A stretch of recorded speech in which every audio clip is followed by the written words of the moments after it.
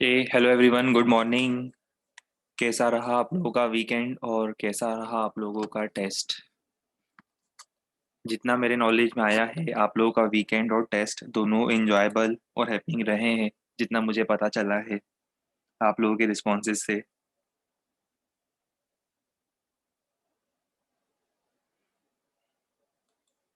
चलिए, अब नया वीक और नए वीक में हमें क्या करना है? नए वीक में हमें दो नई नई चीज़ें करनी है। एक तो हमें करना है start magnetism, magnetic effects of current. पर उससे पहले हमें एक और नए टॉपिक की बात करनी है, और वो है सर्किटों का सर्किट, आरसी सर्किट, सबसे ज़्यादा इम्पोर्टेंट टाइप का सर्किट। तो अपने रूम के सभी खिड़की दरवाजे बंद कर दो और शांति से रूम के एक कोने में जाके बैठ जाओ, क्योंकि अब हम लोग स्टार्ट करने वाले हैं आरसी सर्किट एनालिसिस। इंटरेस्टिंग है, बहुत सारी इक्वेशंस हैं, बहुत मज़ा आने वाला है। चार्जिंग भी होगी, डिस्चार्जिंग भी होगी। आरसी सर्किट में दो केसेस होते हैं, दोनों की अपनी अपनी अलग अलग इक्वेशंस हैं। प्रैक्टिकल इंपॉर्टेंस बहुत ज़्यादा है इन सर्किट्स का। अब ऑल्दो ये अलग बात है कि अभी आपको इन सर्किट्स का प्रैक्टिकल इंपॉर्टेंस समझ में नहीं आएगा, आप क्वेश्चंस भी कर लोगे, पर आपको पता नहीं चलेगा इनका रियल लाइफ एप्लीकेशन क्या है। एक दो साल बाद जब आप इंजीनियरिंग फर्स्ट ईयर में होंगे, सेकंड ईयर में होंगे, कहीं ना कहीं इन सबके एप्लीकेशन पार्ट्स धीरे धीरे सरफेस आउट होना शुरू होंगे। तो आपको समझ में आएगा कि एक्चुअल में ये सर्किट्स कितने इंपॉर्टेंट, कितने यूजफुल होते हैं। और ऑलमोस्ट हर इलेक्ट्रॉनिक डिवाइसेस के अंदर इस टाइप के सर्किट्स कहीं ना कहीं सेकेंडरी लेवल पर आपको देखने मिल ही जाते हैं। चलिए, तो बिना ज़्यादा वेट किए हम लोग स्टार्ट करते हैं।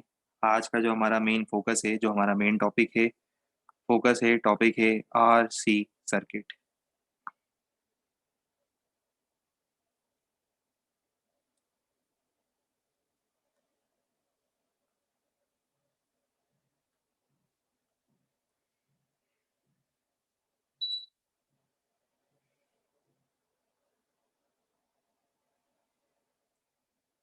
रेजिस्टेंस, कैपेसिटर,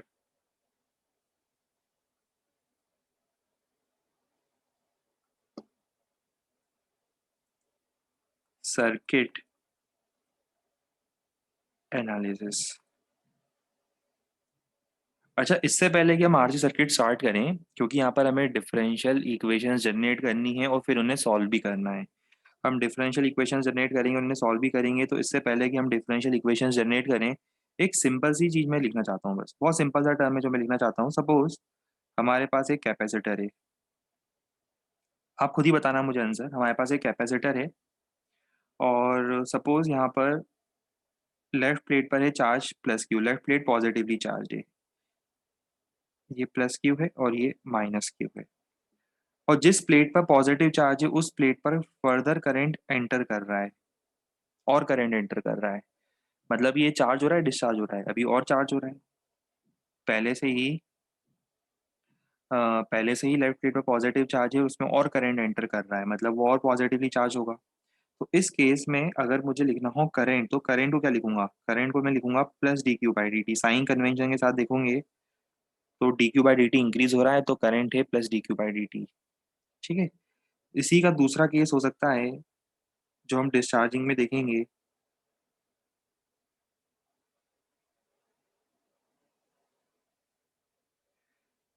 ये प्लस क्यू है,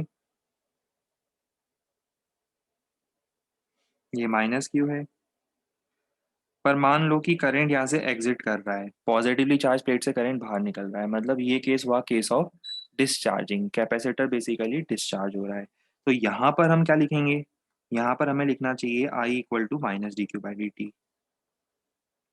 ये आप लोगों ने पता है कहाँ किया है? 11th क्लास काइनेमेटिक्स और कंस्ट्रेंट के बीच में आपने देखा था कि अगर वॉल से किसी ऑब्जेक्ट का डिस्टेंस बढ़ता है तो d x by D t plus V, और अगर वॉल से डिस्टेंस कम होता है तो स्पीड होती है minus D x by D T. क्या बात है, कुछ हाँ ना का कुछ रिस्पॉन्स नहीं आ रहा है? ऐसा लग रहा है मंडे के दिन नींद से किसी ने जबरदस्ती उठा के बिठा दिया हो। अरे, सब लोग हो कि नहीं हो प्रेजेंट?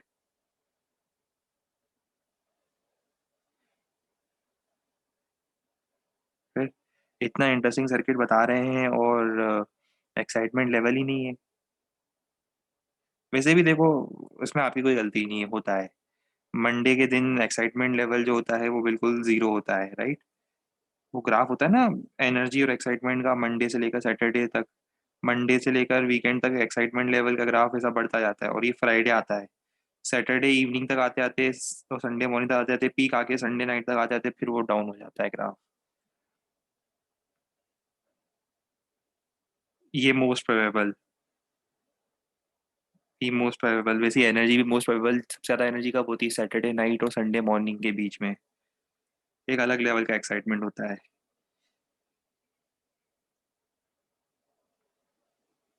अभी वैसे भी मंडे है ना, और कल संडे टेस्ट भी गया आप लोगों का, तो आधे लोग तो वैसे ही सदमे में, डबल सदमा, टेस्ट का भी सदमा लगा हुआ पड़ा एक तो, टेस्ट के सदमे से उबर नहीं पाए थे अभी अभी, कि मंडे भी आ गया एकदम से। जीवन में दुखों की कमी नहीं है देखो, दुखों का अंत नहीं है।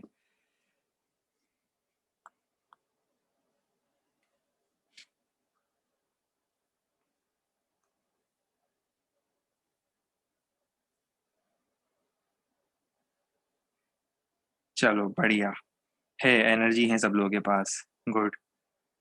मैक्सवेल डिस्ट्रीब्यूशन कर्व ही था वो मैक्सवेल डिस्ट्रीब्यूशन कर्व जैसे ही कर्व बनाया था हमने। चलो अब सबसे पहला सर्किट, ये समझने के बाद अब हम सबसे पहला सर्किट स्टार्ट करने वाले हैं फॉर्मली। सबसे पहला सर्किट कौन सा होगा, सबसे पहला सर्किट होगा charging of capacitor using resistor. Charging और डिस्चार्जिंग दो सर्किट होंगे, तो पहला है charging of capacitor using resistor. अब जो मैं बोल रहा हूँ मेरी बातों को ध्यान से सुनो, मैं आपके सामने एक सर्किट बनाने जा रहा हूँ, उस सर्किट को ध्यान से देखना। एक कैपेसिटर था, एक बैटरी थी, और एक स्विच भी लगा देते हैं।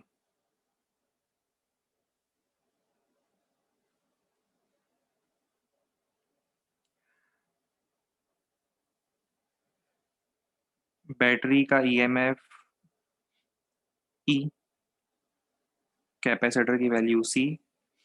ठीक है। अच्छा मुझे बताओ, बैटरी को भी कैपेसिटर पसंद है, कैपेसिटर को भी बैटरी पसंद है, दोनों एक दूसरे को पसंद करते हैं, कैपेसिटर को बैटरी अच्छी लगती है, बैटरी को कैपेसिटर अच्छा लगता है, तो इससे ज़्यादा अच्छी बात क्या हो सकती है। अब ये बताओ, जैसे ही स्विच क्लोज करोगे, जैसे ही इन दोनों को मौका मिलेगा, बताओ क्या होगा। जैसे ही जैसे ही स्विच क्लोज करोगे और इन दोनों को मौका मिलेगा, गलत बातें नहीं करना है, सब लोग उल्टे सीधे मैसेज कर रहे हैं, गलत बातें नहीं करना है, रुको रुको। जैसे ही वो स्विच क्लोज होगा, वैसे ही बैटरी अपना प्यार चार्ज के फॉर्म में कैपेसिटर को दे देगी, और कैपेसिटर को चार्ज मिलेगा। बात समझ रहे हो, स्टोरी समझ रहे हो। ठीक है, ये फिजिक्स की एक सिंपल सी स्टोरी है कि बैटरी जितना अपना प्यार स्वरूप चार्ज दे सकती है कैपेसिटर को, उतना चार्ज दे देगी, और ये सब कुछ एकदम से हो जाएगा, इसमें कोई टाइम डिफरेंस नहीं आएगा। जैसे ही स्विच क्लोज करोगे ठीक वैसे ही कैपेसिटर चार्ज हो जाएगा। ठीक है, स्विच क्लोज करते से ही कैपेसिटर के अंदर एकदम से Q इक्वल टू सी के इक्वल चार्ज आ जाएगा। ठीक है, पर ध्यान से सुनो, हर स्टोरी इतनी आसान नहीं होती है, हर स्टोरी के बीच में कुछ ना कुछ रेजिस्टेंस आ सकता है। तो इस स्टोरी में भी इन दोनों के बीच एक रजिस्टर आ गया। फिर भी फिर भी ध्यान रखना, भले ही कितना भी बड़ा रजिस्टर क्यों ना आ जाए, फिर भी ये बैटरी उस कैपेसिटर को चार्ज करके रहेगी। बस अब डिफरेंस क्या है, रजिस्टर के आने से जो चार्जिंग पहले टी इक्वल टू जीरो पे एकदम से हो जानी चाहिए थी, अब वो स्लो हो गई है, अब धीरे धीरे, क्योंकि रजिस्टर आ चुका है सर्किट में। तो वो इतने इजीली वो इतने इजीली वो, हाँ बिल्कुल, जैसे वो डीडीएलजे वाले अमरीश पुरी थे ना, अमरीश पुरी थे ना, कौन थे वो, डीडीएलजे में वो उसके फादर कौन थे, वही थे ना। हाँ, ओमपुरी है वो अमरीश पुरी है, मैं नाम भूल जाता हूँ उनका।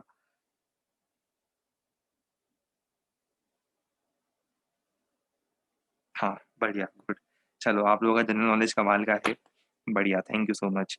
तो समझ गए हो कि रजिस्टर के आने से भी देखो अल्टीमेटली अल्टीमेटली वो बात तो बन गई थी, वो सिमरन और राज की बात तो बन गई थी, पर जो बात बहुत पहले बन जानी चाहिए थी, वो गए थे ना जो यूरो टूर पे गए थे जब, तो यूरो ट्रिप पे ही बात बन जानी चाहिए थी, पर वो बात बनी कब, बहुत आगे जाकर बात बनी। सेम केस सर्किट के साथ हो रहा है कि चार्ज तो बेचारे को पहले ही जाना चाहिए था कैपेसिटर को, पर अब रजिस्टर के आने से क्या है कि बैटरी को थोड़ा देख कर संभल कर आराम आराम से धीरे धीरे चार्ज करना पड़ेगा उसे, पर चार्ज हो जाएगा कैपेसिटर। अब आगे सुनो। अभी स्टोरी में बहुत सारे ट्विस्ट भी आने वाले हैं, बहुत सारी टेक्निकल चीजें हैं जो आपको समझाऊंगा। स्टोरी अभी भी इतनी आसान नहीं है। तो ये है time T equal to zero पर जब हम स्विच को क्लोज करते हैं, तब कैपेसिटर पे चार्ज जीरो है। ठीक है। कैपेसिटर भूखा प्यासा खाली बैठा था, उस पे चार्ज जीरो है। अब सुनो आगे की स्टोरी। आपने स्विच क्लोज कर दिया। टाइम टी पर सर्किट कैसा बनेगा? टाइम टी इंटरमीडिएट टाइम है, तब मैं सर्किट बना रहा हूँ।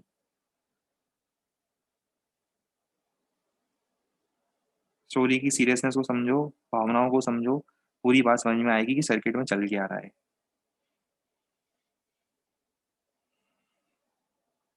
अब आपने सर्किट को देखा time T equal to t पर, आपकी नजर पड़ी सर्किट पर और आपने देखा अरे कैपेसिटर पे तो थोड़ा सा चार्ज आ गया है।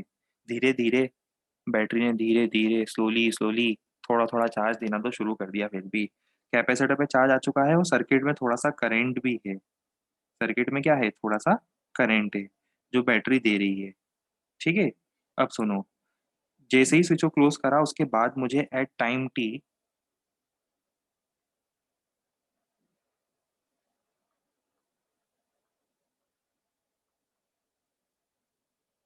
Applying KVL in the circuit at time t, जिसमें आप लोग मेरी हेल्प करोगे। मैं यहाँ से स्टार्ट कर रहा हूँ, ये दिख रहा है एक पॉइंट मैंने हाईलाइट करा है, और क्लॉकवाइज जा रहा हूँ। अब आप लोगों की तो इतनी प्रैक्टिस हो गई है, अगर आप यहाँ नहीं भी देखोगे तो खुद से लिख सकते हो, पर मैं लिख देता हूँ, कहीं गलती ना हो जाए। मंडे का दिन है, आप लोगों से कहीं गलती ना हो जाए, मैं लिख देता हूँ।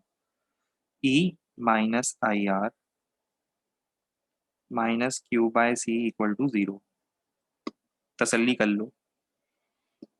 ई माइनस आई आर, वही अपना केसीएल इतनी बार लगा चुके हो, केवीएल इतनी बार लगा चुके हो कि अब तो नींद से भी उठा के बोल दें कि केसीएल केवीएल लगाना है तो ऐसे ही लगा दूंगे। पर साथ में ध्यान रखना, एक खास चीज और है यहाँ पर। एक खास चीज और क्या है यहाँ पर? I equal to plus D Q by D T. Capacitor charge हो रहा है, I equal to plus D Q by D T. तो अभी मैंने आपको सिखाया था थोड़ी देर पहले, 5 मिनट पहले ही सिखाया था मैंने आपको। ठीक है। अब एक काम करो, ये जो आई की वैल्यू है ना, इस आई की वैल्यू को उठा के यहाँ रख दो। तो देखो आपको एक इक्वेशन मिलेगी। इक्वेशन क्या मिलेगी, मैं लिख देता हूँ, दिख ही रहा है आपको क्या इक्वेशन मिलेगी। इक्वेशन हमें मिलेगी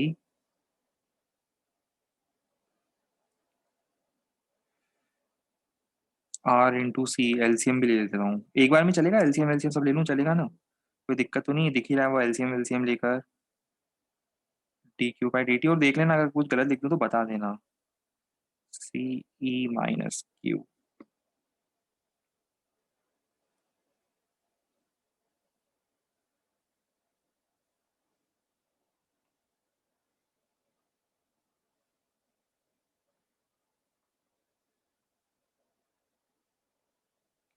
आराम से चेक कर लो।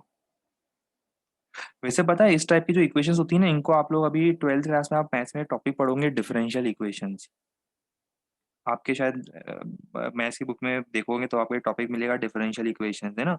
बहुत सारी अलग अलग डिफरेंशियल इक्वेशन होती है, उनके अलग अलग सॉल्यूशन होते हैं। ये एक बहुत सिंपल डिफरेंशियल इक्वेशन है जो बहुत इजीली सॉल्व हो जाती है।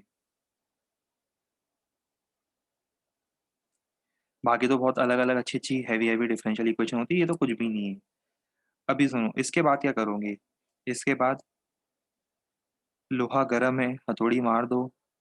इक्वेशन आपके सामने है। क्या करना चाहिए अब इस इक्वेशन के साथ बताओ? ये इक्वेशन इंटीग्रेशन के लिए बिल्कुल अप्रोप्रिएट है। Time T equal to zero पर मेरी हेल्प करो जरा। Time T equal to zero पर, time T equal to zero पर सर्किट में कैपेसिटर पे चार्ज कितना था? Time T equal to zero पर चार्ज था जीरो, और टाइम टी पर चार्ज आ गया क्यू। क्या आप इसको इंटीग्रेट कर सकते हो?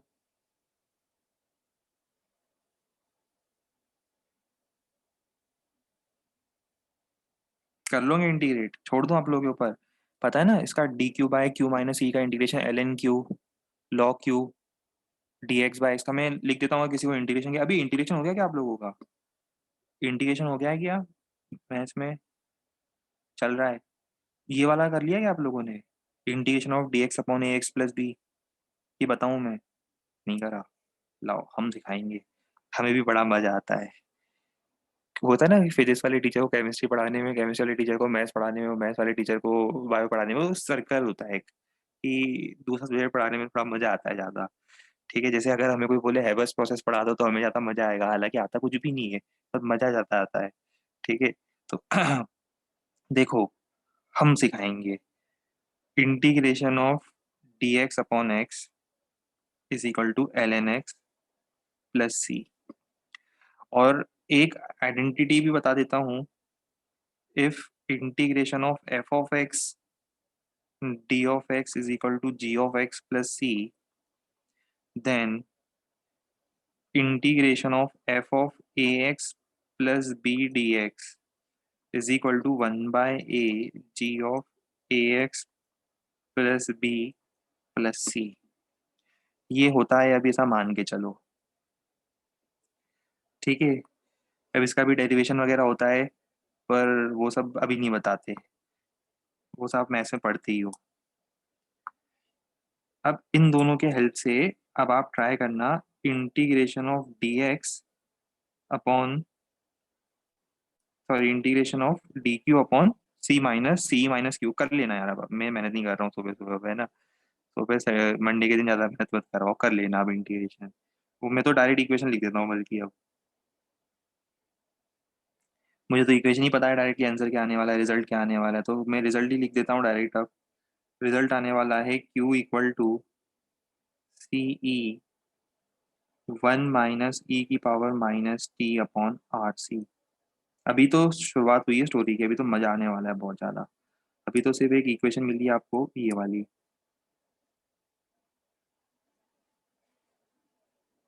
अभी नोट करने का टाइम दूंगा, सॉल्व करने का टाइम दूंगा, अभी पहले स्टोरी देख लो, समझ लो, पहले मैं पूरा समझा दूं, उसके बाद हम आराम से नोट करेंगे।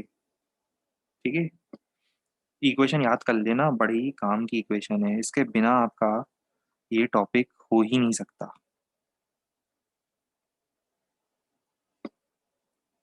घर में कोई भी मेहमान आएगा, उसको बोलोगे कि हम अगर इंजीनियरिंग की प्रिपरेशन कर रहे हैं, सबसे पहले वो चार्जिंग और डिस्चार्जिंग ऑफ आरसी सर्किट की इक्वेशन जरूर पूछेगा। खास बातें पढ़ लो उसको एक बार, काम आएगी ये बार बार। कैसे काम आएगी बार बार? अभी आगे आपको है ना, हम दूसरे सर्किट भी पढ़ाएंगे, एल आर सर्किट होगा, आगे जाके मैग्नेटिज्म में एल आर सर्किट होगा, एल मतलब इंडक्टर, एल आर सर्किट होगा, वहां पर भी आपको देखना सेम इक्वेशन में कॉपी पेस्ट करूंगा। यही पेज खोल दूंगा और सेम इक्वेशन में कॉपी पेस्ट करके बताऊंगा कि देखो ये इक्वेशन पढ़ी थी, यही इक्वेशन आएगी, तो काम आएगी बार बार, पढ़ोगे सिर्फ एक बार। अब सुनो ध्यान से, अभी तो स्टोरी शुरू हुई है। मैं इस इक्वेशन को फिर से लिखूंगा, यहाँ तक तो डेरिवेशन हो गया, अब इस इक्वेशन की तारीफ करेंगे हम।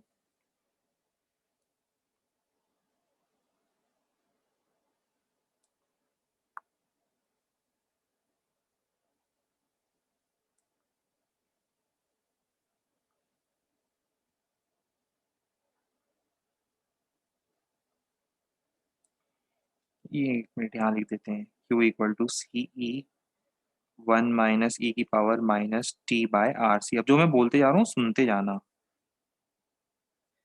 देखो ये हमने इक्वेशन अभी पढ़ी, कलर अच्छा नहीं लग रहा ये भी, let us go with black.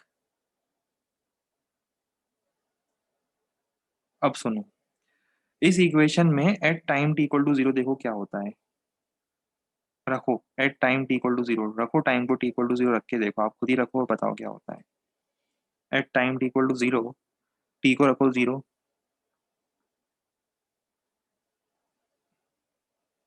ई की power zero, one, one minus one zero. At T equal to zero, charge on the capacitor is zero.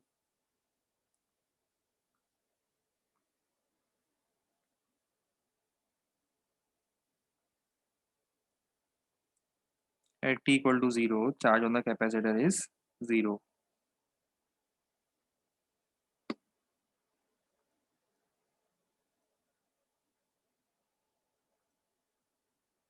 मतलब अभी कैपेसिटर अनचार्ज है, अभी वो चार्ज का भूखा है, अभी उसे कोई भी चार्ज नहीं मिला है, अभी उसे चार्ज चाहिए। एक अनचार्ज कैपेसिटर किसका भूखा होता है बताओ? एक अनचार्ज कैपेसिटर को क्या चाहिए? चार्ज चाहिए, वो चार्ज का भूखा है, और वो चार्ज उसे कौन देगा? वो चार्ज उसे बैटरी देगी। ठीक है। अब आपने सर्किट में बैटरी लगा दी है तो उसे चार्ज तो मिल ही जाएगा। अब दूसरा केस, इन्फानेट टाइम पर देखो क्या होता है। अल्टीमेटली देखो, टी टेंडिंग टू इन्फिनिटी पे ई की power minus infinity one by E की पावर इन्फिनिटी, देख लेना भी, इतना मैथ सबको आता है ना। वो जीरो हो जाएगा तो सी ई, ये सब पूछना मत कैसे आया है ना।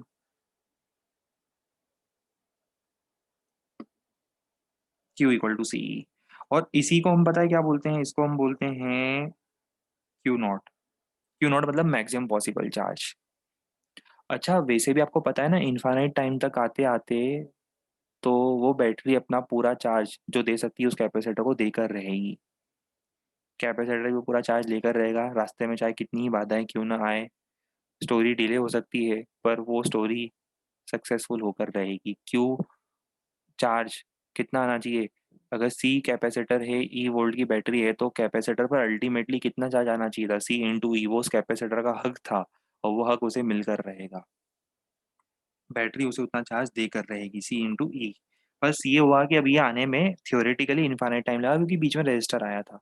प्रैक्टिकली बताऊंगा 3-4 टाइम कांस्टेंट के बाद ही लगभग लगभग इतना अटेन हो जाता है, वो सब सिखाऊंगा। अभी आप स्टोरी के साथ जाते जाओ, जितना बता रहा हूँ समझ में आ रहा है? ठीक है। अब सुनो ध्यान से, अगर मैं इसका ग्राफ बनाने की कोशिश करूं, तो इसका ग्राफ कैसा बनेगा? क्या मैं ऐसा बोलूं कि इसका ग्राफ अगर बनाना चाहता हूं, ग्राफ वाफ में भी एक्सपर्ट ही हो आप लोग तो, जितना मुझे पता है ग्राफ वाफ में भी बहुत एक्सपर्ट हो आप लोग अब मैथ्स में, तो हम अगर इसका ग्राफ बनाएं तो किसी को इसमें प्रॉब्लम नहीं आनी चाहिए।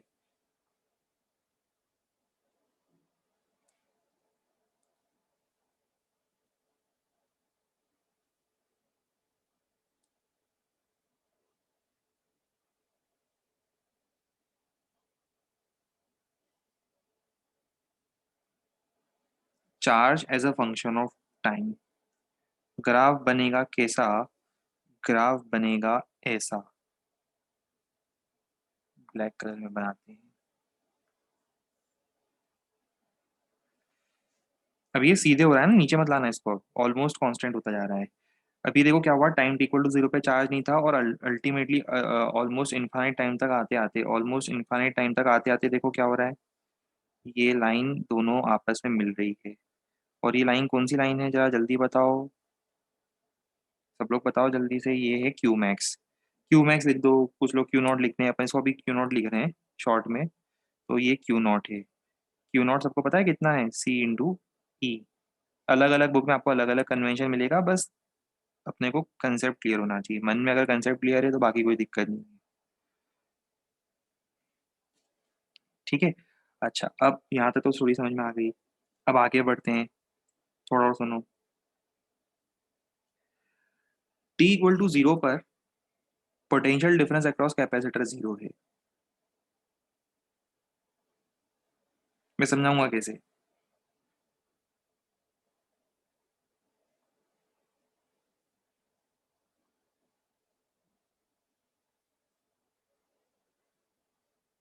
Potential difference across capacitor at T equal to zero is zero. कोई पोटेंशियल डिफरेंस, क्योंकि देखो वैसे भी समझ सकते हो कैपेसिटर अभी अनचार्ज है, तो बताओ अनचार्ज कैपेसिटर के क्रॉस पोटेंशियल डिफरेंस कितना होगा? क्यू जीरो है तो कोई पोटेंशियल डिफरेंस ही नहीं होगा। मतलब बैटरी का पूरा पोटेंशियल भी गया कहाँ? किरचॉफ लॉ के हिसाब से देखें तो बैटरी का पूरा पोटेंशियल गया कहाँ? बैटरी का पहले पूरा पोटेंशियल रजिस्टर के पास चला गया। अल्टीमेटली जाना कैपेसिटर के पास था, देना कैपेसिटर को था, पर कैपेसिटर को देने से पहले उसे बैटरी को क्या करना पड़ेगा? पहले बैटरी को रजिस्टर को इम्प्रेस करना पड़ेगा। सिमरन से पहले सिमरन के बाबूजी को इम्प्रेस करना पड़ता है। तो सेम केस क्या हुआ, बैटरी का अल्टीमेटली बैटरी का टारगेट रजिस्टर नहीं है, बैटरी का टारगेट रजिस्टर नहीं है, पर वो रजिस्टर के मतलब कैपेसिटर है। पर कैपेसिटर के चक्कर में वो उस बैटरी को सबसे पहले टी इक्वल टू जीरो पर कैपेसिटर से ध्यान पूरा हटाकर रजिस्टर पे पूरा ध्यान देना पड़ेगा। पहले रजिस्टर को करंट देना पड़ेगा, उसे इम्प्रेस करना पड़ेगा। एक बार सिमरन के बाबूजी इम्प्रेस होंगे उसके बाद जाकर बात बनेगी। समझ रहे हो स्टोरी को? डीडीएलजे कितनी बार देखी है, तभी समझ में आएगी ये story.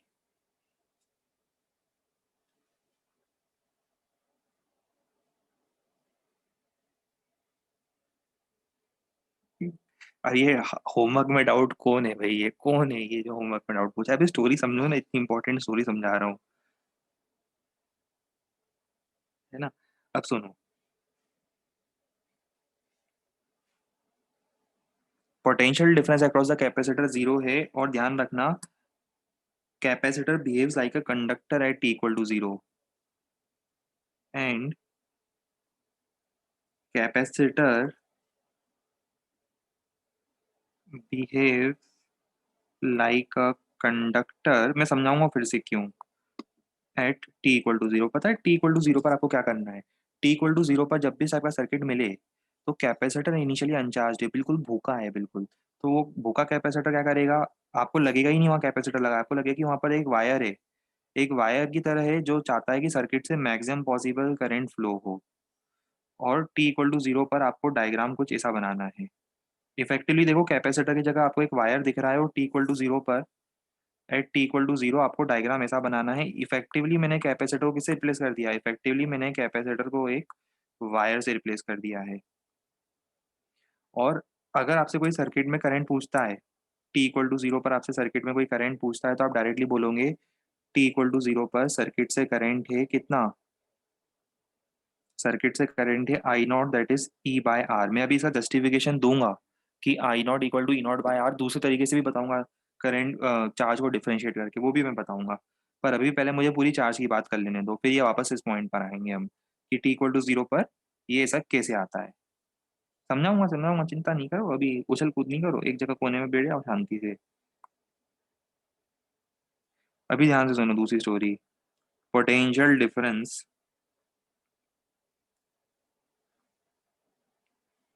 across the capacitor at t tending to infinity, t जब इनफाइनाइट हो जाता है तो पोटेंशियल डिफरेंस अक्रॉस कैपेसिटर कितना होगा? E होगा। क्योंकि देखो, इनफाइनाइट टाइम तक आ जाते कैपेसिटर पूरा चार्ज हो गया, ये देखो सी, तो बताओ कैपेसिटर के अक्रॉस वोल्टेज क्यू बाय सी, ई के इक्वल आ रहा है। इनफाइनाइट टाइम तक आते आते तो सर्किट का करंट भी जीरो हो जाएगा, मैं बताऊंगा, प्रूफ करके बताऊंगा कैसे। और अल्टीमेटली करंट जीरो हो चुका है। अब उसे ना उसके बाबूजी से मतलब है, ना सिमरन से मतलब है, कैपेसिटर भी चार्ज हो गया है, उसे भी अब बैटरी से फर्क नहीं पड़ता है। ठीक है। तो अब सर्किट में आपको बिल्कुल है ना डलनेस दिखेगी, करंट जीरो दिखेगा, ना बैटरी को फर्क पड़ रहा है ना कैपेसिटर को फर्क पड़ रहा है। रजिस्टर भी बोल रहा है जो करना है कर लो। ठीक है। तो वैसा हो जाता है फिर इनफाइनाइट टाइम तक आते आते। बात समझ रहे हो मैं क्या बोल रहा हूँ? अभी बैटरी का इंटरनल रेजिस्टेंस नहीं है, अभी बैटरी का ऐसे वीएमएफ है, अभी बीच में है ना स्टोरी में अपना डायरेक्शन मत डालो। ठीक है, अभी स्टोरी में अपना डायरेक्शन प्रोडक्शन मत डालो, अभी जो हम बता रहे हैं उस पर ध्यान दो।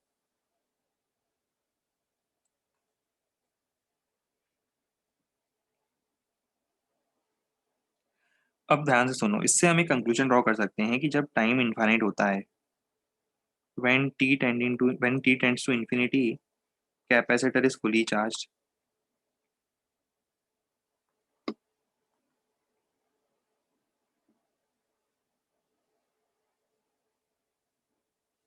और अगर कैपेसिटर फुली चार्ज हो गया तो वो कोई करंट ही पास ही नहीं होने देगा, सोचो ना आप। एक बार कैपेसिटर पूरा चार्ज हो गया, उसके बाद वो करंट क्यों पास होने देगा? ठीक है। एक बार कैपेसिटर पूरा चार्ज हो गया, वो बोला सो चार्ज की जरूरत ही नहीं है, बैटरी भी लगी है, उसके क्रॉस पोटेंशियल कैपेसिटर के क्रॉस पोटेंशियल सेम है, अब कोई चार्ज का फ्लो नहीं होगा। तो at t tending to infinity capacitor is fully charge and no current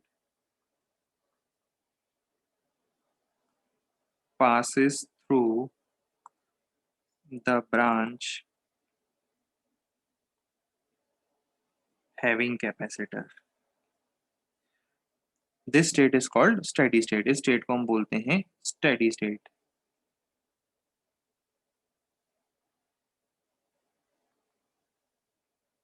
question में क्योंकि बहुत बार मैं लिखूंगा स्टेडी स्टेट करंट बताओ, स्टेडी स्टेट चार्ज बताओ, तो आपको समझ में आना जी स्टेडी स्टेट का मतलब क्या है।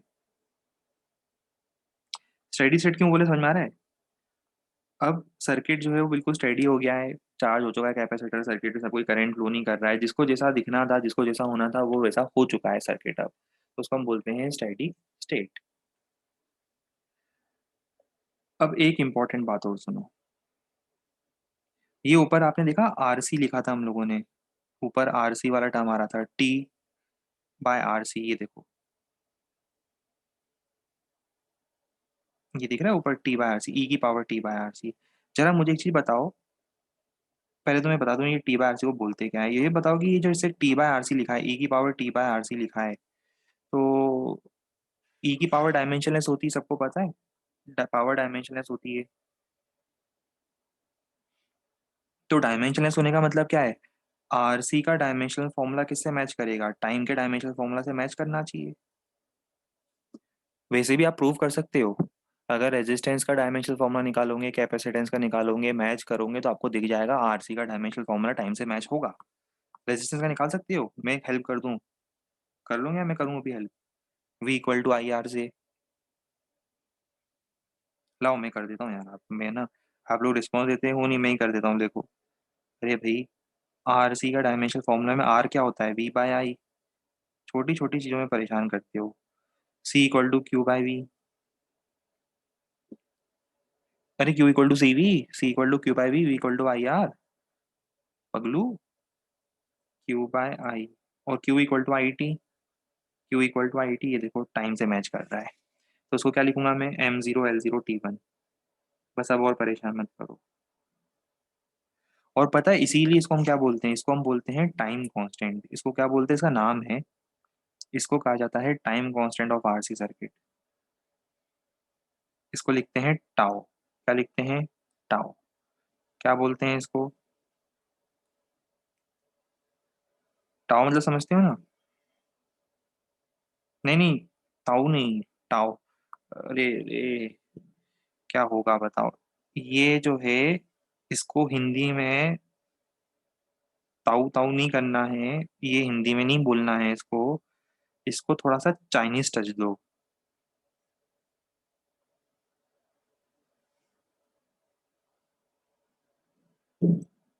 ये पढ़ो अब, इसको क्या लिखा है चाइनीज में हमने ये। हाँ, चाइनीज पढ़ना आती है ना, टाओ, मतलब इसको थोड़ा सा है ना चाइनीज में प्रोनाउंस करो तो आपको समझ आएगा, इसको टाओ बोलेंगे। बिल्कुल, समझ गए सब लोग। गुड।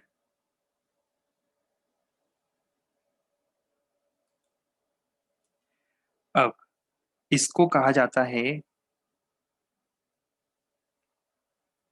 टाइम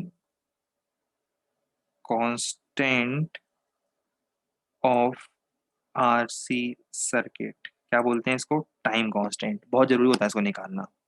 अब देखो, ये दोनों चीजें समझने के बाद पहले मैं ऊपर इक्वेशन पर जाता हूँ और उस इक्वेशन को चेंज करता हूँ। अब आपके पास ये जो इक्वेशन थी लेफ्ट में, क्या आप इस इक्वेशन को ऐसा लिख सकते हो, Q equal to q naught या क्यू मैक्स लिख दो। क्यू मैक्स मतलब ये मैक्सिमम पॉसिबल चार्ज को मैंने क्यू नॉट लिखा था, आप चाहो तो इसको क्यू मैक्स लिख दो। अभी अपन एक काम करते हैं, क्यू नॉट मतलब आपको कहीं पर ऐसा लग जाएगा कि टी इक्वल टू जीरो पर चार्ज, उसकी जगह मैं काम करता हूँ तो क्यू मैक्स लिख देता हूँ, है ना। क्यू मैक्स मतलब समझ में आ रहा है। या कुछ लोग उसको कैपिटल क्यू भी लिखते हैं, कैपिटल क्यू लिखने से भी आपको समझ में आना चाहिए, कैपिटल क्यू मतलब टोटल पॉसिबल चार्ज या मैक्सिमम पॉसिबल चार्ज। अपन चलो एक काम करते हैं, उसको क्यू लिख देते हैं, कैपिटल क्यू लिख देते हैं, एक ही बार में स्टोरी खत्म। कैपिटल क्यू मतलब मैक्सिमम पॉसिबल चार्ज। तो ये देखो सीई आ रहा है ना, ये सीई क्या था, मैक्सिमम पॉसिबल चार्ज, तो Q equal to capital Q one minus E की power minus T by tau, सबसे शॉर्ट में इक्वेशन ऐसे लिखी जाती है, जहाँ पे सबको पता होता है कि कैपिटल क्यू क्या है, मैक्सिमम चार्ज जो कि होता है सी इंटू ई, सी वोल्ट की बैटरी, सॉरी ई वोल्ट की बैटरी, सी कैपेसिटर, तो सी इंटू ई। और टी बाय टाउ में टाउ क्या होता है, आर सी, आर सी की वैल्यू होती है टाउ। अच्छा अब सुनो ध्यान से, मैं अभी इसको टाइम कांस्टेंट को मैथमेटिकली भी डिफाइन करूंगा थोड़ी देर में, टाइम कांस्टेंट को मैथमेटिकली भी डिफाइन करने वाला हूँ मैं। और उसके बाद अपन फिर उससे पहले अपने को फिर करंट की बात करनी है, पहले उससे पहले मुझे करंट की बात करनी, तो पहले करंट की बात करता हूँ, उसके बाद में टाइम कांस्टेंट बहुत देर बाद चार्जिंग डिस्चार्जिंग पढ़ लेंगे, उसके बाद में अलग से डिफाइन करूंगा कि चार्जिंग डिस्चार्जिंग के बाद ये टाइम कांस्टेंट क्या होता है। चलो ये समझ में आ गया time constant of RC circuit. अब इसके बाद एक काम करते हैं, सबसे पहले अपन करंट निकालते हैं। सर्किट में करंट कैसे निकालोगे, मुझे सर्किट में निकालना है करंट। करंट होता है D Q by D T, और अभी आपके सामने वो इक्वेशन लिखी हुई है, ये वाली इक्वेशन देखो, इसको डिफरेंशिएट करना आता है अब आपको? ठीक है, डिफरेंशिएट करोगे, मुझे रिजल्ट डायरेक्टली आते हैं, रिजल्ट डायरेक्टली लिख देता हूँ, और वैसे भी डिफरेंशिएट करोगे तो क्या आएगा, सी कांस्टेंट है, सी बाहर आ जाएगा, वन का डेरिवेटिव जीरो, ई की power minus T by R C का ई की power minus T by R C, और वो माइनस वन और माइनस टी वन हो जाएंगे, प्लस वन, और डिवाइडेड बाय आर सी, क्योंकि वो टी बाय आर सी का भी डिफरेंशिएशन करना है, चेन रूल कर लोगे यार, अब तो है ना, इतना कुछ डिफरेंशिएशन तो आता होगा सबको। कितना आ जाएगा ये, ई बाय आर, ई की power minus T by R C. तो देखो करेंट इन शॉर्ट क्या आया, करेंट आया ई बाय आर, ई की power minus T by R C, और इसको शॉर्ट में अगर मुझे लिखना हो तो पता है क्या लिखूंगा मैं?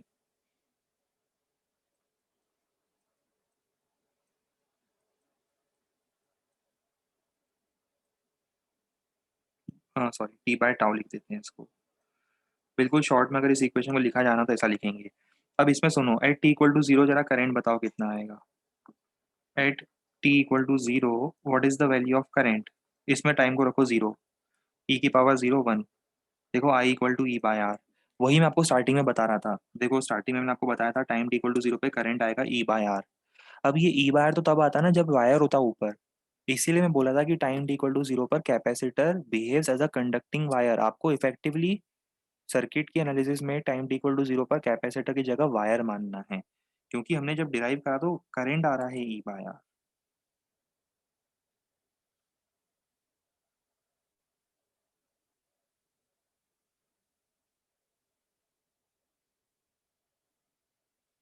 समझ में आया ये मैंने क्यों लिखा था इस तरह से, I equal to E by R. और फिर देखो ई बाय आर का मतलब बैटरी के अक्रॉस ही पूरा, सॉरी रेजिस्टर के अक्रॉस ही पूरा पोटेंशियल जा रहा है। तो वो सब चीज अपन पहले बता चुके थे आपको, अब उसका जस्टिफिकेशन दिया है हमने आगे जाकर। ठीक है। अच्छा अब at time T tending to infinity पर, at time T tending to infinity पे बताओ क्या होगा।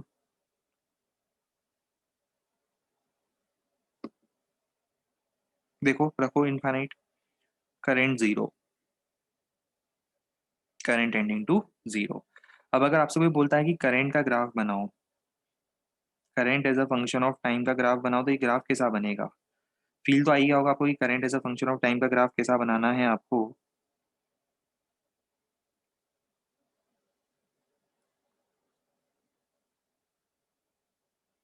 Current as a function of time, decreasing graph है ना। करंट पहले मैक्सिमम था, टी इक्वल टू जीरो पे सर्किट में मैक्सिमम था, फिर धीरे धीरे डिक्रीज होता गया, और ये कितना था, ये होगा ई बाय आर। देखो याद करना कितना इजी, ई वोल्ट की बैटरी, आर रेजिस्टेंस, तो ई बाय आर मैक्सिमम होगा, फिर डिक्रीज होता जाएगा। क्या मैं ऐसा बोलूं, यहाँ से मैं कंक्लूजन ड्रॉ करूं ऐसा, कि जब इनफाइनाइट टाइम पर करंट जीरो है, तो that is when capacitor is fully charged, तो it behaves as an open circuit.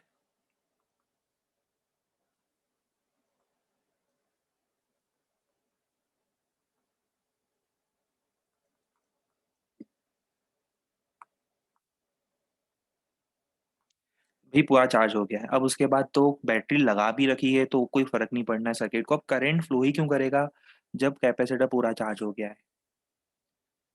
बात समझ में आ रही है? ठीक है। चलो अभी 2 मिनट और रुको, मैं लिखवा दूंगा, थोड़ा समझ लो बस, है ना।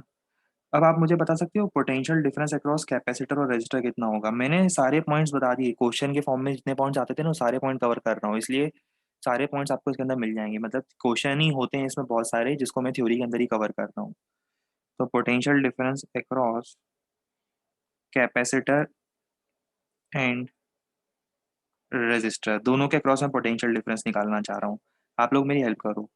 बताओ पोटेंशियल डिफरेंस अक्रॉस कैपेसिटर कैसे निकालूंगा, क्यू बाय सी। क्यू याद है कितना था, सी ई वन माइनस ई की power minus T by tau, या T by R C, divided by C कर दो, कितना आ जाएगा ये? चलो डायरेक्ट लिख दें इसको, इतना आ जाएगा। तो ये है पोटेंशियल डिफरेंस अक्रॉस कैपेसिटर का फॉर्मूला। कोई आपसे पूछता है what is the potential difference across capacitor, आपको तुरंत बोलना है इतना है।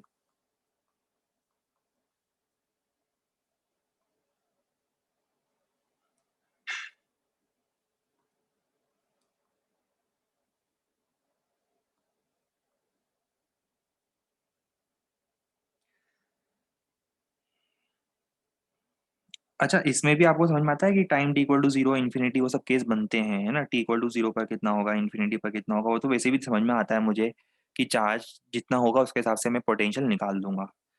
ठीक है, चलो निकाल ही लेते हैं ना, 1 मिनट लगेगा, लिख ही देते हैं इसमें भी, है ना। At T equal to zero बताओ कितना आ रहा है।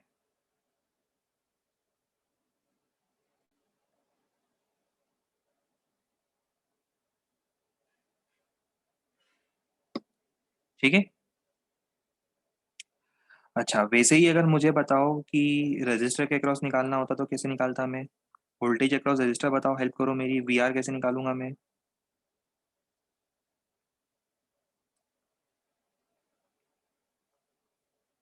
आई इंटू आर, गुड, ठीक है, बढ़िया, I into R. I into R करके देखो, मैंने आई निकाला था।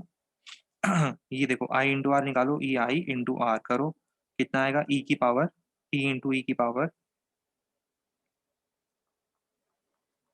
T by tau.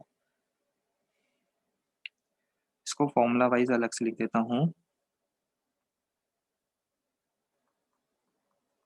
अब बनाने को तो इसमें भी आप दो केस बना दो।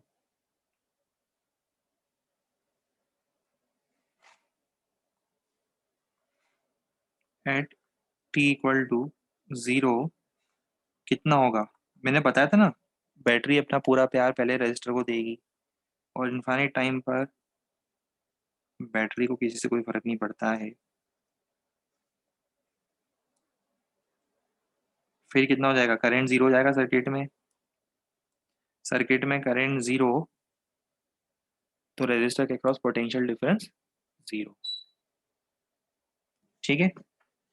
अच्छा, अगर इसका, अच्छा इसमें एक चीज नोट करो जरा पहले, अगर मैं इन दोनों इक्वेशंस को ऐड करता हूँ, इन दोनों इक्वेशंस को जरा ऐड करो तो क्या आएगा। देखो जरा ऐड करके देखो, वी आर प्लस वी सी कितना आ रहा है। इन दोनों इक्वेशंस को ऐड करने पर क्लियरली मुझे दिख रहा है, आप लोग को दिख रहा है या नहीं दिख रहा पता नहीं, पर मुझे तो क्लियरली दिख रहा है कि किसी भी टाइम पर अगर मैं इन दोनों को ऐड करता हूँ तो वी आर प्लस वी सी ई के इक्वल आ रहा है, क्योंकि होगा ही हमेशा हमेशा सर्किट में Kirchhoff law. V R plus V C जो है वो तो ई के इक्वल होगा ही। ये देखो, वी आर, सॉरी, ये V R plus V C equal to E. Battery हमेशा हमेशा थोड़ा पोटेंशियल रेजिस्टर को थोड़ा कैपेसिटर को देगी, तो ये इक्वेशन तो मेंटेन वैसे भी होनी चाहिए थी, V R plus V C equal to E हर टाइम पर। और वैसे भी जीरो पर देखो तब भी हो रही है, इन्फिनिटी पर देखो तब भी हो रही है, और बीच में हमेशा होगी। तो अगर कोई आपसे बोलता है कि इन सबका एक कंबाइंड ग्राफ बनाओ, तो इन सबका एक कंबाइंड ग्राफ भी पॉसिबल है। थोड़ा भी फोकस करना, मैं कंबाइंड ग्राफ बना रहा हूँ।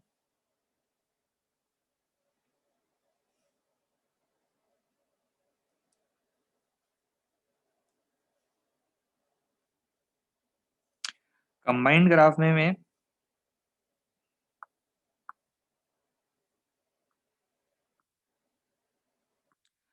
कंबाइंड ग्राफ में मैं क्या करूंगा, एक ही ग्राफ के अंदर वोल्टेज लिख रहा हूँ, है ना। तो टाइम के फंक्शन के साथ बना रहे हैं हम लोग इसको।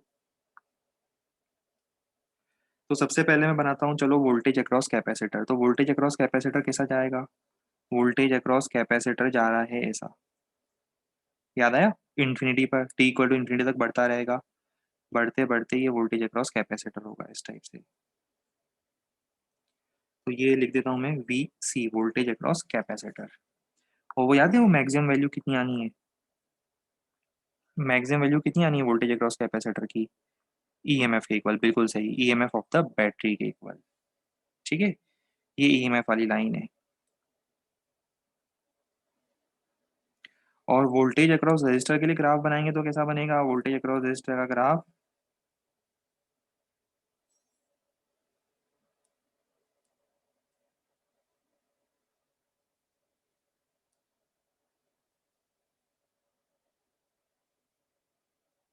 परफेक्ट, ये है वोल्टेज अक्रॉस रजिस्टर का graph. Voltage across capacitor, voltage across register, किसी भी टाइम पर दोनों को ऐड करो, दोनों का सम कितना होगा, दोनों का सम ई के इक्वल होगा। ठीक है। अच्छा, इस बीच एक और चीज देखो जरा, एक ऐसा टाइम आया है जिस टाइम पर ये दोनों वोल्टेज इक्वल होंगे, क्या मुझे बता सकते हो ये टाइम कितना होगा। जब दोनों इक्वल होंगे मतलब दोनों की वैल्यू कितनी होगी, ई बाय टू, जीरो, बहुत बढ़िया, शाबाश। इधर देखो बस, आप तो मैं समझ गया सब कुछ।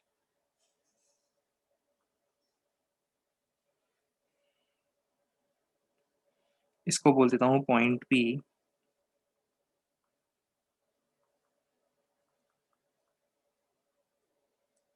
We C equal to V R अगर है और दोनों का सम ई है तो दोनों की वैल्यू ई बाई टू होनी ही है। दो वैल्यूज अगर इक्वल है, दोनों का सम ई है तो दोनों ई बाई टू होंगे। तो वो टाइम कैसे निकालूंगा मैं? वो टाइम में से निकालूंगा, वी आर को ई बाई टू लिख दो, ये दिख रहा है वी आर, वी आर को रख दो E by two. V R equal to E, E की power minus T by tau में वी आर को रख दो ई बाई टू।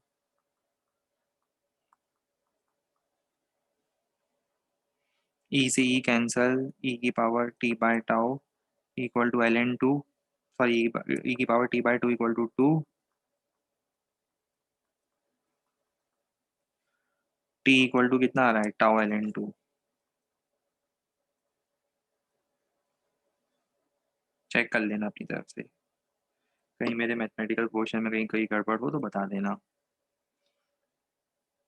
ये वो टाइम है जब दोनों के ऊपर क्या होगा, कैपेसिटर और रेजिस्टर के ऊपर ईएमएफ का हाफ हाफ मिलेगा, ठीक है।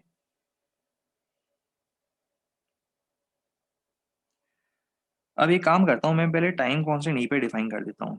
टाइम कांस्टेंट डिफाइन कर ही देते हैं, ठीक है। अब देखो टाइम कांस्टेंट डिफाइन करने के लिए एक काम करता हूँ।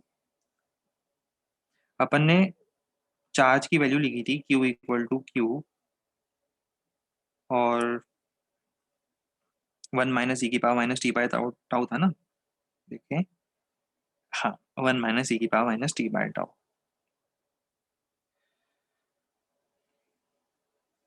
1 - e⁻टी बाई टाउ। अब इंटरेस्टिंग केस आने वाला है, बड़ा मजा आने वाला है। बताओ, अगर एक टाइम कांस्टेंट देता हूँ, एक टाइम कांस्टेंट देता हूँ, अगर मैं एक टाइम कांस्टेंट के बाद देखता हूँ सर्किट को तो क्या होगा बताओ। एक टाइम कांस्टेंट के बाद क्यू कितना आएगा, 1 - e⁻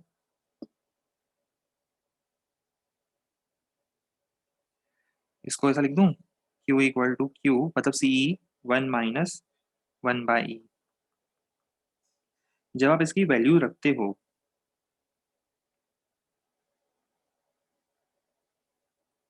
तो ये आता है 0.632 टाइम्स ऑफ क्यू। तो क्या मैं ऐसा बोल दूं परसेंटेज चार्जिंग कितनी हो गई, that is percentage charging. Maximum possible charge का कितना चार्ज आ चुका है, 63.2% of charging is complete in one time constant.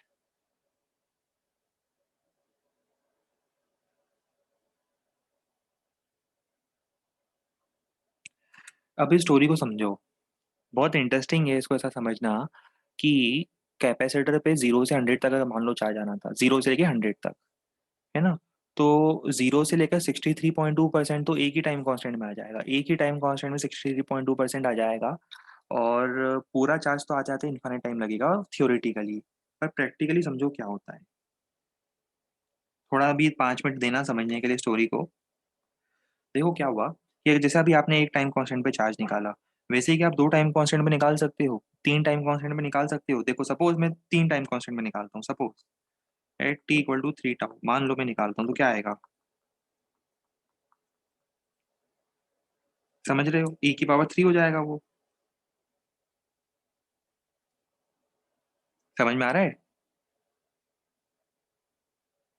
अरे e⁻t/टाउ की जगह तीन टाइम कांस्टेंट, टी की जगह तीन टाइम कांस्टेंट रखना, तो e⁻³ 1 बाय। अच्छा अब ये बताओ, ये टर्म जो है ये तो ऑलमोस्ट कितना हो जाएगा, ये टर्म तो ऑलमोस्ट वन हो जाएगा, क्योंकि देखो 1/e³ अब ये जीरो के आसपास आ रहा है, ऑलमोस्ट जीरो के आसपास आ रहा है। तो मैं जब सॉल्व करूंगा तो मुझे पता है कितना मिलेगा, 99.8 के आसपास कुछ मिलेगा, 99.8 ऑफ क्यू ऐसा को मिलेगा। मतलब देखो, तीन तीन टाइम कांस्टेंट के पास आते आते ही चार्ज 99.8 हो गया। पर 100% कभी कंप्लीट होना मतलब वो थ्योरेटिकली इनफाइनाइट टाइम लगेगा, पर प्रैक्टिकली हम क्या बोलेंगे, 99% चार्ज आने का मतलब क्या है, कैपेसिटर ऑलमोस्ट पूरा चार्ज हो गया। प्रैक्टिकली तो आप यही बोलोगे ना। अरे ई की वैल्यू क्या होती है, पकड़ के पेल देंगे अभी आपको, 2.72। 12th क्लास के स्टूडेंट हो ऐसा पूछते हो हमसे, बेशरम।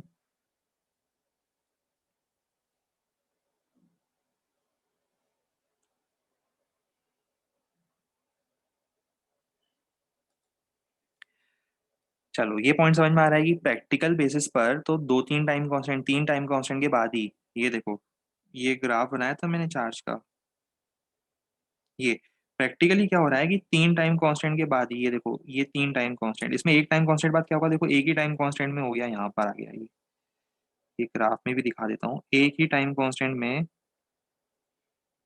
चार्ज क्या हो गया, अपनी मैक्सिमम अटेनेबल वैल्यू का 63.2, तो एक ही बार में आ गया। पर दूसरे बार में यहाँ तक आया, देखो दूसरे बार में यहाँ तक आया, तीसरे बार में यहाँ तक आया, तीन टाइम कांस्टेंट में प्रैक्टिकली पूरा चार्ज हो गया। पर थ्योरेटिकली तो उस लाइन को टच करने के लिए इसको कितना टाइम लगेगा, इन्फाइनाइट टाइम लगेगा। इन्फाइनाइट टाइम तक आते आते वो आखिरी का थोड़ा बहुत चार्ज जो है वो आएगा।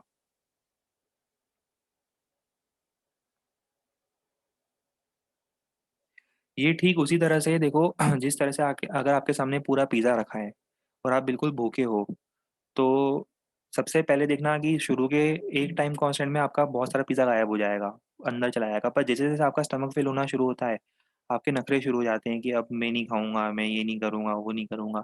फिर फर्दर क्या होता है, फर्दर उतने ही टाइम में आप कम पिज़्ज़ा खाते हो, और फिर धीरे धीरे क्या होता है, पिज़्ज़ा खाने की एबिलिटी कम होती जाती है। शुरू में आप क्या होता है शुरू में क्या होता है, सामने आपके सामने एक बड़ा सा पिज़्ज़ा रख दो, है ना, लार्ज साइज का पिज़्ज़ा रख दो, तो क्या होता है, शुरू में आप होते हो भूखे, तो एक ही टाइम कांस्टेंट में क्या है, लपक करके पूरा खा जाते, मतलब बहुत बड़ा पोर्शन खा जाते हो, 63.2% पोर्शन खा जाते हो। फिर उसके बाद क्या होता है, धीरे धीरे आपकी एबिलिटी कम होना शुरू होती है, तो अब अगले ही सेम टाइम में क्या करोगे, आप पहले से कम पिज़्ज़ा खाओगे, फिर और कम खाओगे। अब प्रैक्टिकली देखें तो क्या हो गया, प्रैक्टिकली तो तीन टाइम कांस्टेंट में पूरा पिज़्ज़ा आपका खत्म हो जाएगा, पूरी चार्जिंग हो जाएगी आपकी। पर थ्योरेटिकली क्या है, वो पूरा पिज़्ज़ा का बॉक्स खत्म करने में आपको इनफाइनाइट टाइम लगेगा। यहाँ तक की स्टोरी समझ में आ रही है क्या? ये चार्जिंग की अभी स्टोरी थी। तो चलो, चार्जिंग 63.2% हो गई। अब 1 मिनट रुको जरा, मुझे करंट निकाल के बता सकते हो?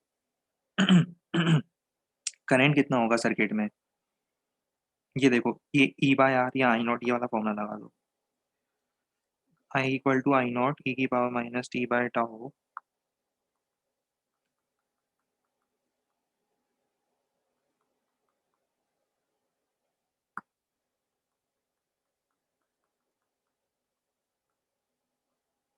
क्यों क्यों लिख रहे हैं, अपन आई लिखेंगे ना। I equal to I nought E की पावर -1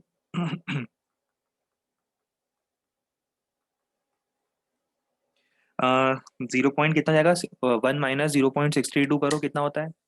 0.368 होगा। मतलब आप तो उसको 0.37 याद रखो, 63 और 37।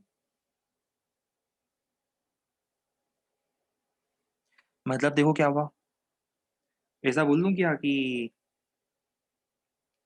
दैट इज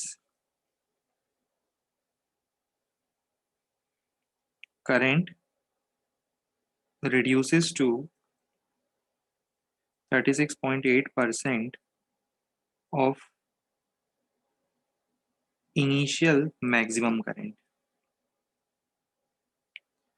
देखो जितना ज़्यादा चार्ज होता जाएगा, अब उसके बाद फर्दर चार्जिंग स्लो होती जाएगी और करंट उतना कम होता जाएगा, तो 63% चार्ज हो गया तो करंट सिर्फ 37% रह जाएगा। अब अगर आपको टाइम कांस्टेंट को डिफाइन करना हो, तो चार्जिंग में टाइम कांस्टेंट को कैसे डिफाइन करोगे? मैं डेफिनेशन लिख देता हूँ, that is time constant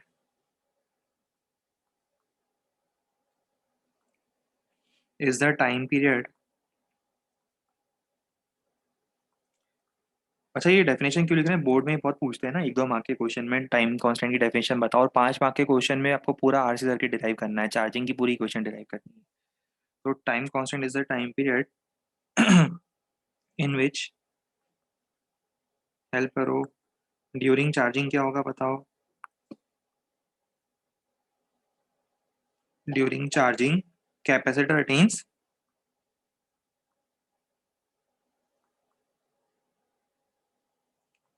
63.2% of its maximum charge।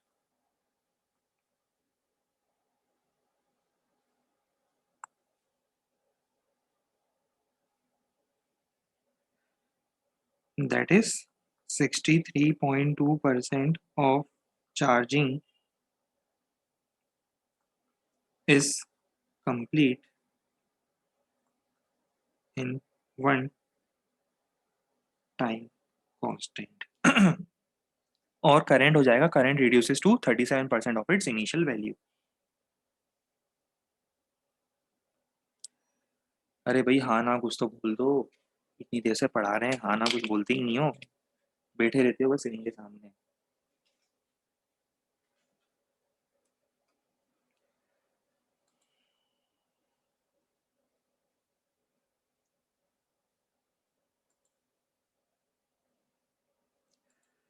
हाँ, अब आपको 5 मिनट का टाइम दे रहे हैं, लिख लो, ज़्यादा कुछ है नहीं लिखने के लिए, स्पेस ज़्यादा देने के कारण आपको बड़ा लग रहा है, पर 5 मिनट के अंदर आप पूरा लिख लोगे, 5 मतलब 10 मिनट दे देते हैं चलो।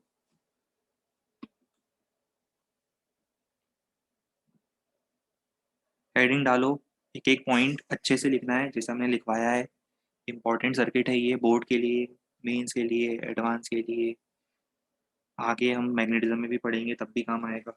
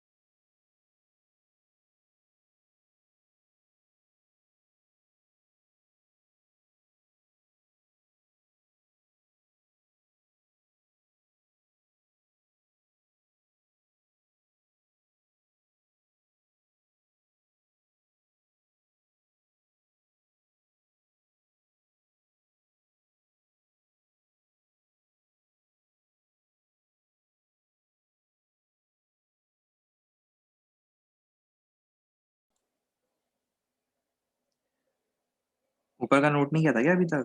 कर लिया ना नोट सबने, कोई रह तो नहीं गया? यहाँ तक नोट कर लिया सब लोगों ने? रन।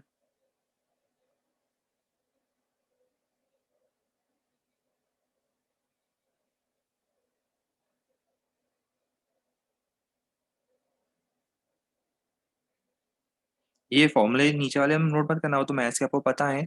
सिर्फ ये यहाँ तक आने के बाद आप इंटीग्रेट करके चाहो तो खुद से देख लो ये एक्सप्रेशन आ रहा है कि नहीं आ रहा आपका। वो ज़रूर चेक कर सकते हो आप, है ना? यहाँ से चेक करके देख सकते हो आप।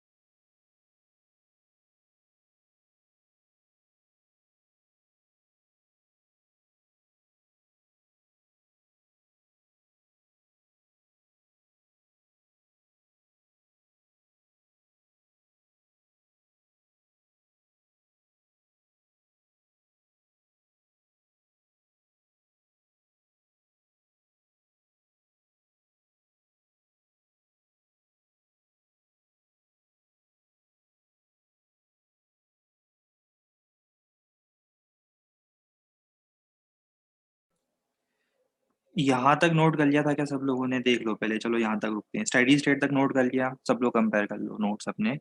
स्टेडी स्टेट तक सब लोगों ने नोट कर लिया क्या? कोई आगे पीछे तो नहीं है? स्टेडी स्टेट तक नोट करा सब लोगों ने? हम इसके आगे फिर कंटिन्यू करते हैं। स्टेडी स्टेट तक हो गया नोट? यहाँ तक कुछ छूटा है तो बताओ। हो गया नोट? डन। अब स्टेडी स्टेट के बाद, स्टेडी स्टेट तक कंप्लीट हो गया सबका? ग्राफ, अच्छा ग्राफ देख लो जल्दी से।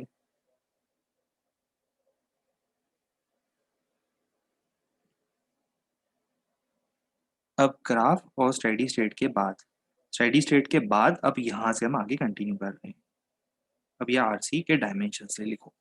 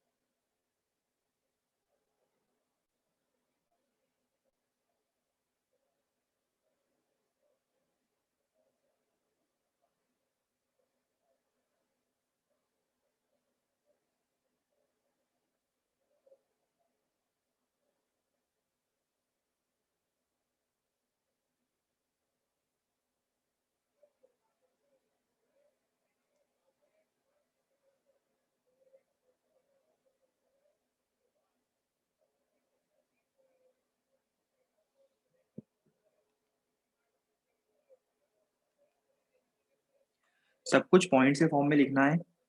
जैसे अपन ने अभी देखा, ग्राफ बनाया current as a function of time, तो ये करंट वाला जो पॉइंट था, ये पूरा जो करंट वाला पॉइंट चल रहा था उसके अंदर सब पॉइंट्स है, उसके अंदर लिखा। फिर उसके बाद potential difference across C and R, वो एक अलग पॉइंट हो गया। ये सब कुछ फर्स्ट हेडिंग चल रही है चार्जिंग ऑफ कैपेसिटर वाले में।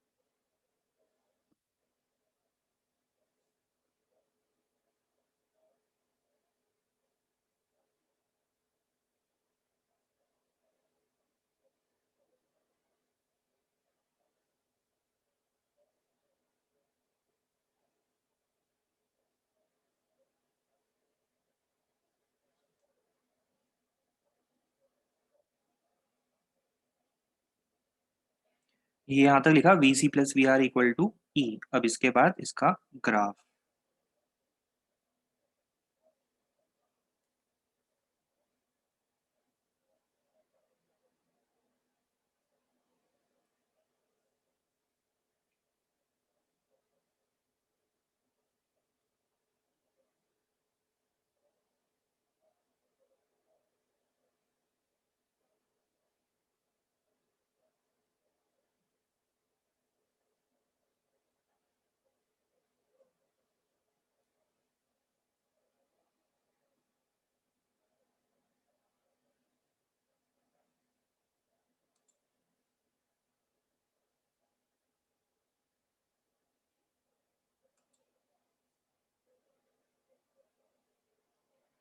ग्राफ बना लिया। अब ग्राफ बनाने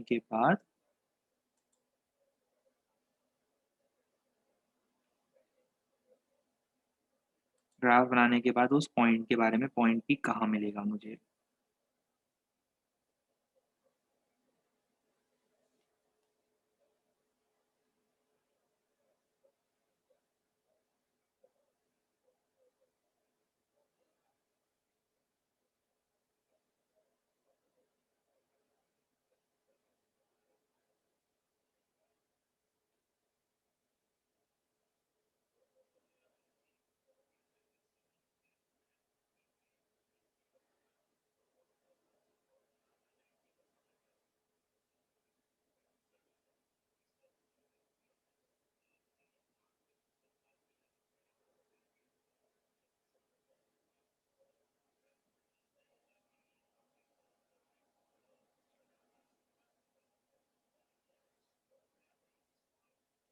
अब ये टाइम लिखने के बाद ये टाइम लिख दिया सबने। अब फाइनली हम लोगों को क्या लिखना है, टाइम तो आ गया ये उस पॉइंट का, अब नया पॉइंट क्या है, जो टाइम कांस्टेंट हमने बताया कितना आता है वो लिखना है।